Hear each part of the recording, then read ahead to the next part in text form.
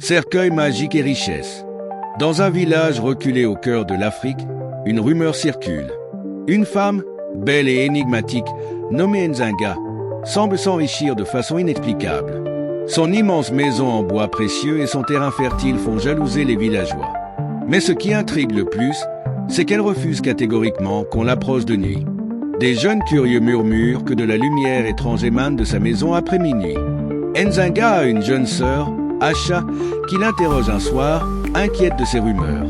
Nzinga, après des hésitations, lui révèle un secret terrifiant, à la tombée. De la nuit, elle s'allonge dans un cercueil en bois d'ébène placé dans une salle cachée de sa maison. Ce cercueil, d'après elle, a été fabriqué par un mystérieux guérisseur en échange de son serment. Dormir dedans chaque nuit fait apparaître des sacs d'or à son réveil, mais elle doit absolument respecter ce pacte ou risquer de terribles conséquences. Nzinga se rappelle comment elle a rencontré ce guérisseur dans un moment de désespoir. Ayant perdu ses parents et vivant dans une pauvreté extrême, elle l'avait supplié de lui montrer un moyen de s'en sortir. L'homme, un vieillard avec des yeux perçants et une voix rauque, lui avait dit « L'argent que tu désires a un prix. Ton courage et ton silence sont les clés. » Il lui remit un cercueil qu'elle devait garder secret. Nzinga explique à Acha qu'elle doit rester immobile et silencieuse dans le cercueil toute la nuit, malgré les voix qu'elle entend. Ces voix, selon elle, viennent d'esprits qui s'approchent pour tester sa détermination.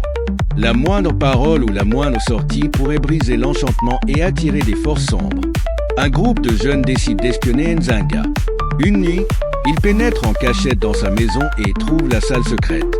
Ils sont stupéfaits de la voir paisiblement endormie dans le cercueil.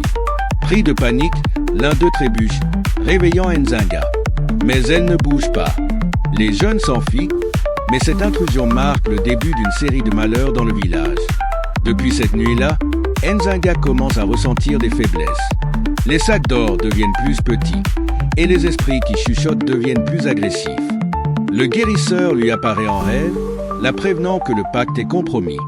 Nzinga réalise que le lien entre le cercueil et sa fortune est menacé, mais elle ignore comment réparer ce tort. Nzinga décide d'affronter ses peurs et retourne voir le guérisseur, qui lui impose une épreuve. Passer une nuit entière avec le couvercle du cercueil scellé, sans aucune échappatoire.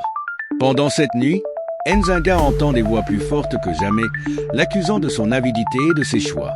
Elle lutte pour rester calme, son cœur battant à tout rompre. Du petit matin, le cercueil s'ouvre de lui-même.